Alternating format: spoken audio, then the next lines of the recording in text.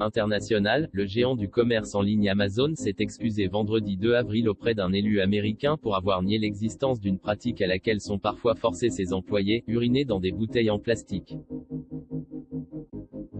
Nous savons que nos chauffeurs peuvent avoir et ont des problèmes pour trouver des toilettes à cause de la circulation ou parfois de routes rurales, et cela a particulièrement été le cas avec le Covid, lorsque de nombreuses toilettes publiques ont été fermées, a déclaré l'entreprise dans un communiqué.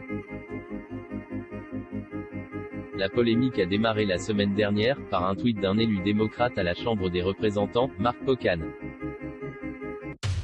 Le fait que vous payiez vos employés 15 $ de l'heure ne fait pas de vous un lieu de travail progressiste, accusait-il, quand vous faites uriner vos employés dans des bouteilles en plastique.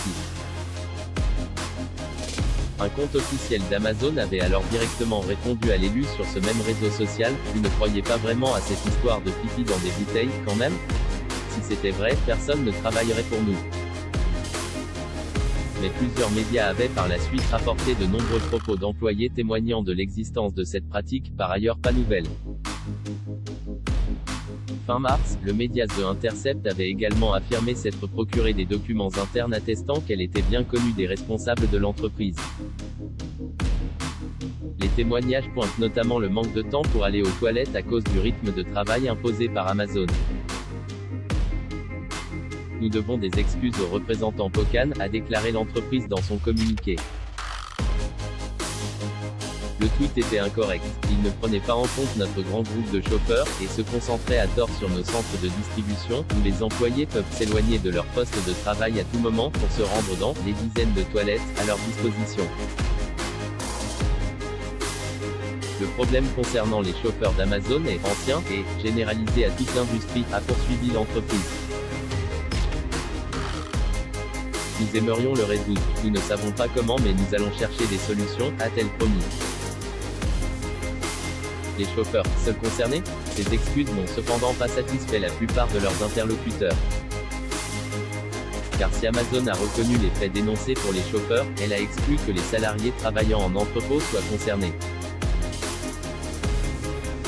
Ce qui est pourtant le cas, comme le soulignait déjà une enquête réalisée en 2018 au Royaume-Uni, et qui perdure, à en croire les témoignages récents recueillis par des journalistes. Les excuses d'Amazon à Mark Pocan prennent soin de souligner que les chauffeurs sont les seuls à souffrir d'un manque d'accès aux toilettes. Apparemment les employés en entrepôt sont dans de bonnes conditions. J'ai interrogé beaucoup de ces employés sur ces problèmes de toilettes, ils ne sont absolument pas dans de bonnes conditions, a ainsi tweeté Kim Kelly, journaliste d'un média spécialisé sur les conditions de travail aux États-Unis. L'élu Mark Pocan est lui aussi resté de marbre face aux excuses qui lui étaient adressées. Soupir, a-t-il tweeté. Il ne s'agit pas de moi mais de vos employés, que vous ne traitez pas avec assez de respect et de dignité. Commencez par reconnaître les conditions de travail inappropriées que vous avez créées pour tous vos employés. Derrière la polémique, la création du premier syndicat Amazon est sous le feu des projecteurs aux États-Unis avec le vote, achevé cette semaine, sur la création d'un syndicat dans un entrepôt dans l'Alabama, qui serait le premier dans le pays. Les résultats n'ont pas encore été annoncés. Les salariés pro-syndicats se plaignent de cadences infernales, du manque de temps pour aller aux toilettes ou pour manger, du manque de protection en matière de sécurité, notamment contre le Covid, et de salaires insuffisants par rapport au travail demandé. Amazon insiste de son côté sur des revenus qui démarrent à 15 $ de l'heure, plus du double du salaire minimum dans l'Alabama, et sur les avantages sociaux comme la couverture santé. Le groupe assure que ses employés disposent des pauses nécessaires. La campagne a été marquée par une communication tendue, des rumeurs sur les tactiques de part et d'autre et des attaques de plus en plus directes sur Twitter la semaine dernière. Nous nous attendons à ce qu'Amazon fasse tout ce qui est en son pouvoir pour empêcher ses travailleurs d'avoir une voix au chapitre.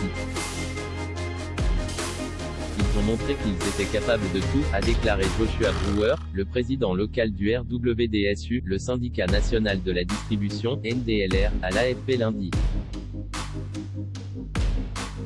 À voir également sur le HuffPost, renvoyer un colis Amazon qui ne nous plaît pas a un impact énorme sur l'environnement. Lire aussi, Jeff Bezos cède son rôle de directeur général des Amazon. La France et l'Allemagne se réjouissent de l'énorme pas en avant américain sur la taxe GAFA.